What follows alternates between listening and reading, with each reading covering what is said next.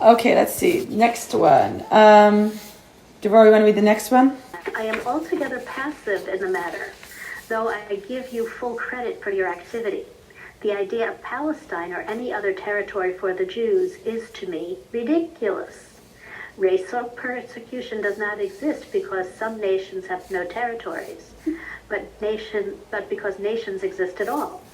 In short, I do not care particularly as to whether the Jews are going to suffer in Russia or the Holy Land. I think that was more. Those that lacked a Zionist fervor didn't see a purpose to establishing the state of Israel.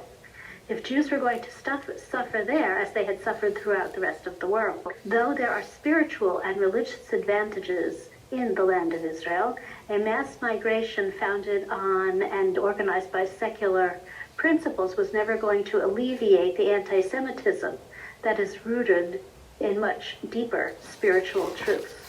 Yeah, you always wonder why they find this little land, what is it, less than New Jersey, is so, the whole world is like, There were proposals that the state of Israel be founded in Uganda.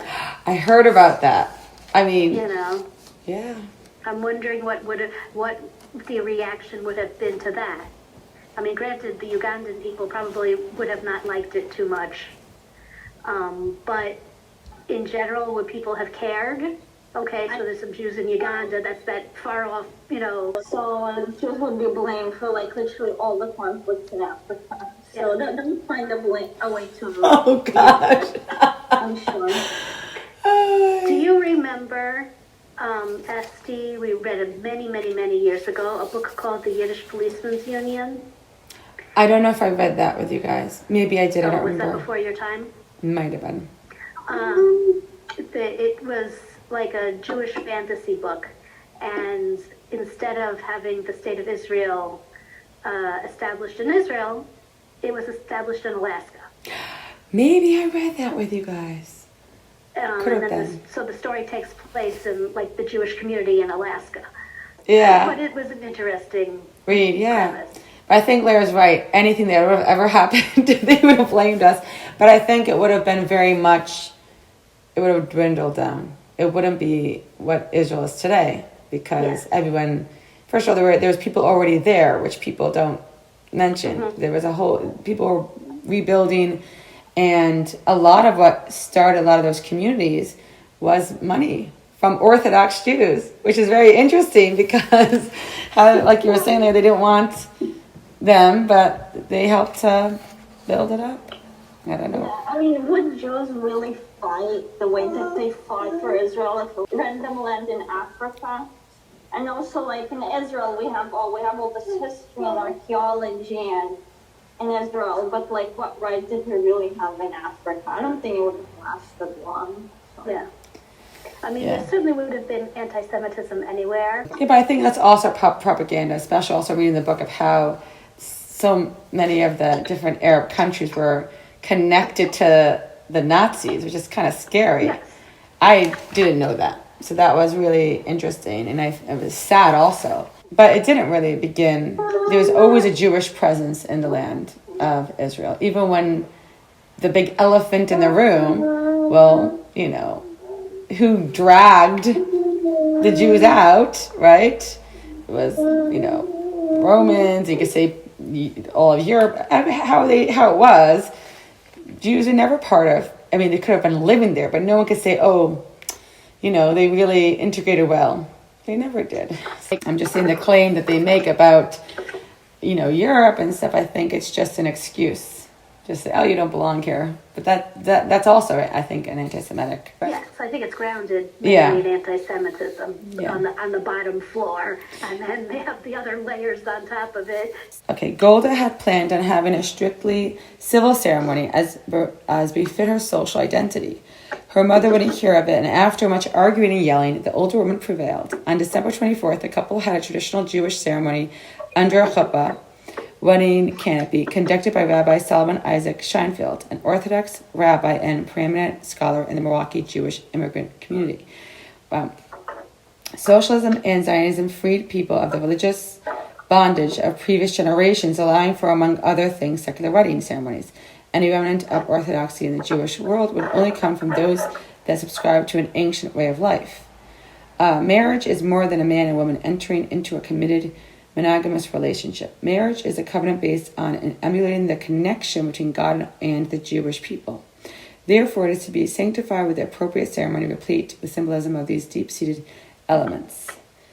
So, yeah, I guess I can't figure out someone of her generation would not want to have, because everyone did, even people that I think were, very secular. I think everyone had some sort of a chuppah. So I guess that's how she felt, but she gave in to her mom. It's interesting that they separated themselves from aspects of what we would consider the religion, and yet still consider themselves Jews. Something that's like the Pentala Yid, You really can't explain it. Someone could say they're not religious and they want to just kind of fit in. I think that's the whole idea. They really want to just fit in.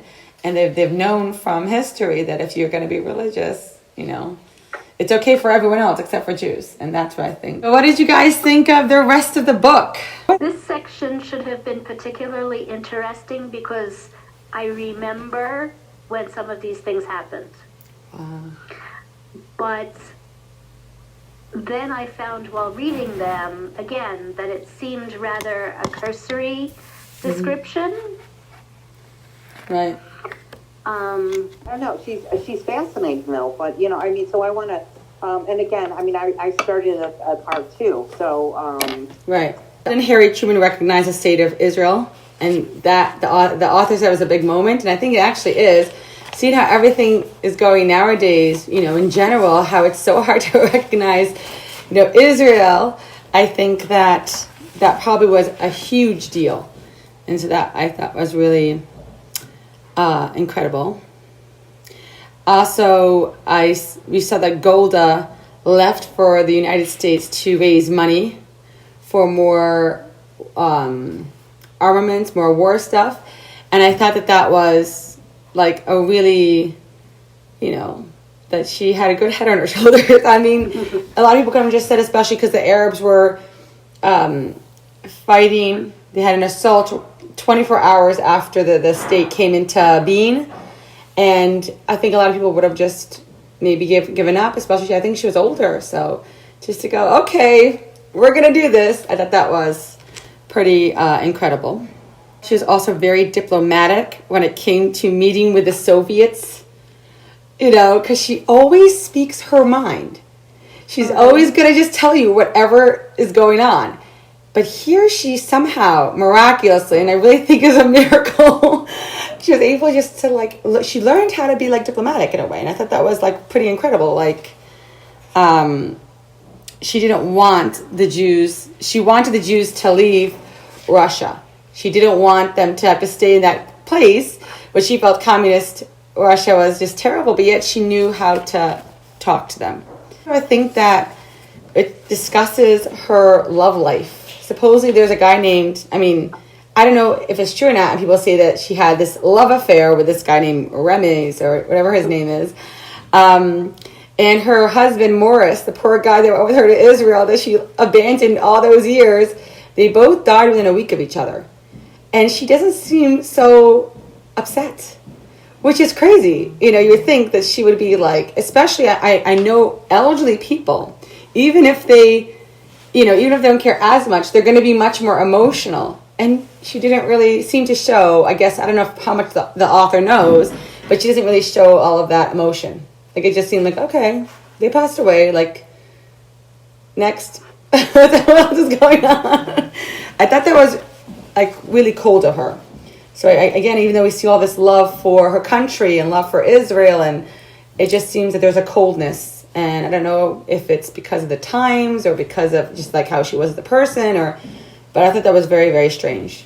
I think that kept, sorry. Yeah. Oh, no, that's good. Just quickly, I remember listening and them saying that, her friends would feel on rare occasion, put off because of the fact that, she was more for the people, more for the cause, right, than individuals.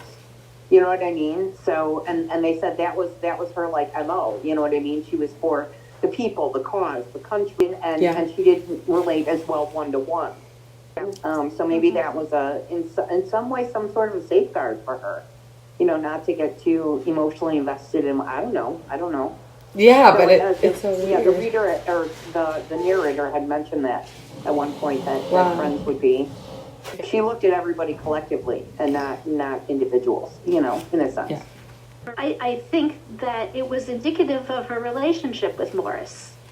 That I think she was infatuated with him in her youth, but Right. once they got to Israel and he was not able to reciprocate her passion, which was Zionism and socialism. He wanted to be an intellectual. He wanted to listen to music. He wanted to, have a nice, quiet, stay-at-home life. Right. He And that wanted was his not her. independence. Right. Yeah, I'm Yeah, sorry. that was not her. Yeah. Because she liked the kibbutz life. Right. The kibbutz life. And that was You know so what I mean? strange Yeah. how she couldn't do that. It was just, oh my gosh. And that's what she became married to, in a sense. Yeah. But he couldn't come along because that was not his interest. Right. And Right. it's really kind of a sad story. I mean, she kind of abandoned her children also. Not that she Right. necessarily abandoned them, but they were not, the cause is what she lived for and what Right. gave her life and what she was passionate for. And she could or might give to others in her family. They were always secondary. Like when her kids had like high temperatures and she was like nowhere. I Right, couldn't yeah, believe yeah. that. Wow. But when you get into that level of politics, Yeah. I think we discussed it last time. If she were a man, no one would have blinked. Exactly. Right. It's true. It's You true. know, because men do this in politics all the time. I think that's why if with women senators it's more common that they're older, So yeah. So one of her passions was fixing roads. I thought that was pretty funny how she would get all upset about it if they couldn't afford it. She wanted everything to be perfect, which that reminds me very much of a woman. We all want everything to like look gorgeous and nice, and sometimes the guys don't care as much. So I thought that was cute. It's sad that she kept her granddaughter secret because she had Down syndrome. And during those times, it was very embarrassing for her and for people. They didn't know how to deal with it, so they pretended that she didn't exist. Yeah. I think that was indicative of the times, though. Right. I don't necessarily that was just her. Right, I think right. that's what people did during Yeah. that era. Yeah, I think so too. I think so It's too. sad though, Yeah. but yeah, I mean, It's very sad though. Yeah, because I think that what we expect from her, that she was, in my opinion, beyond the times. She's like this leader and this figure in our mind. Kind of like, But we're looking at her through the opinions and values of this era. Right, exactly. That's so true. We have to keep reminding ourselves. That's true. I thought this is a funny line from the author. She talks about that Golda had teeth and wasn't afraid to use them. And I thought, why was that in the book at all? There was just so many other things. Like, this just doesn't, the book was very factual. And it's at some points very dry. So then all of a sudden she adds this creative part to the book. And I'm like, it just didn't fit. It doesn't work. It doesn't. it just flies out of nowhere. Right. Right. So that's what I thought. But she had to be tough. Yeah. She had to be tough. I mean, anyway. They did not want Eichmann's trial in Israel. And we know that was one of the biggest turning points, for me. I think that made Israel, people really recognized it. They can hold their own trial there. But they didn't want that attention. And I thought that was very, very interesting. Eventually they go through it and he is sentenced to death, as everyone knows, the whole glass box. I thought that was interesting. As we know, Israel's personality today, how there's almost this, attitude, Israeli attitude that we see now. But I think back then when it was first starting, they were just really scared to have any attention on them. And I thought that was something that... An era of history that I'm particularly interested in Right. or because I lived through these events, so I wanted to know more because I was obviously a child at the time, so there wasn't enough meat. Right. Yeah. When it came to that. Yeah. Yeah. It was too dry. I agree. Like the way it was written, I guess we were blaming this author, but I feel that she should have just chose certain things, not everything, or make it 2 books, but make it exciting. I don't know. But, yeah, and maybe it was that she got tired towards the end. Yeah. But I found the end much more dry than the beginning. Yeah. Yeah. A pie meeting where Golda felt more comfortable speaking freely, she elaborated on the thought.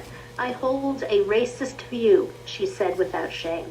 As far as I'm concerned, all Germans are by definition Nazis. Only later will I be prepared to find out whether this or that individual German is guiltless.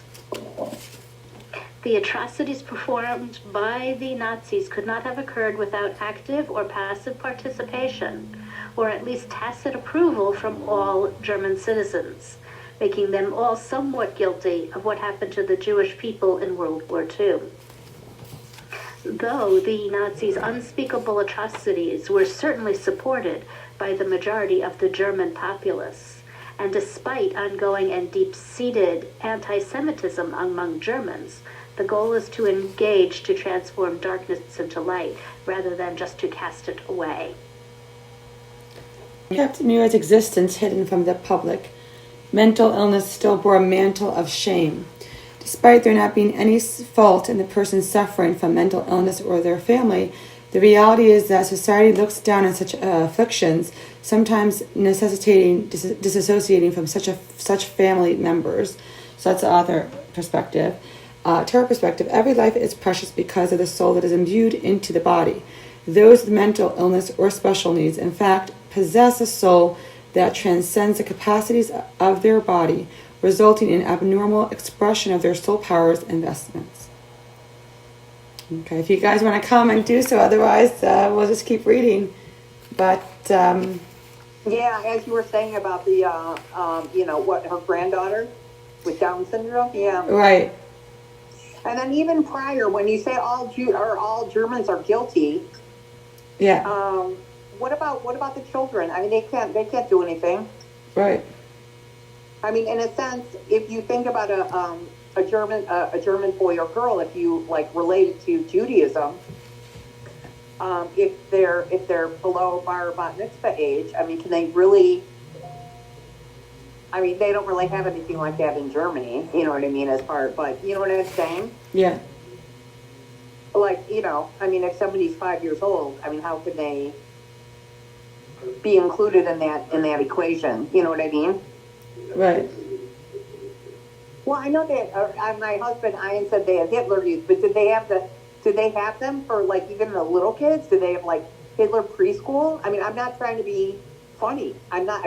Well, I'm sure that there was indoctrination in whatever schools.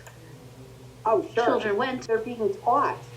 Yeah. You know what I mean? I mean, there's, I don't know. Feel like, like how do you say that, like prejudice or discrimination is taught? I mean, obviously, and look what, and think about the kids that are innocent. Right. They're born and, as you said, indoctrinated from a young age, and they really can't. They have to break through, their, even also nature, but also nurture. Sometimes it's much more harder for some people growing up in in a bad situation or bad views, and they have to constantly work on themselves to I guess to retrain yourself. It's not so simple to, when you have like a fresh piece of paper, a fresh canvas, or you've erased that paper like a million times, it looks different. So it's, yeah, it's not. She was not writing to Ben Gurion because everything in the Foreign Office pleased her. Nobody was more critical of her department than she. She was writing to point out the traits of talented people who cannot be satisfied with their own success unless they denigrate the worth of their opponent. Now that would bug me too. I mean, a person is judged on his own merits and should not expect easier evaluation through connections. Making someone else look worse doesn't elevate one's own accomplishments. I totally agree with that. And then the Torah perspective is not only should one not extinguish another's light in order to make his own seem brighter, but working together and combining two flames brings even more illumination to the world. No, yeah, that's beautiful. I totally... Reading the quotes, it reminded me of all of the political ads that are on television. Oh, sure.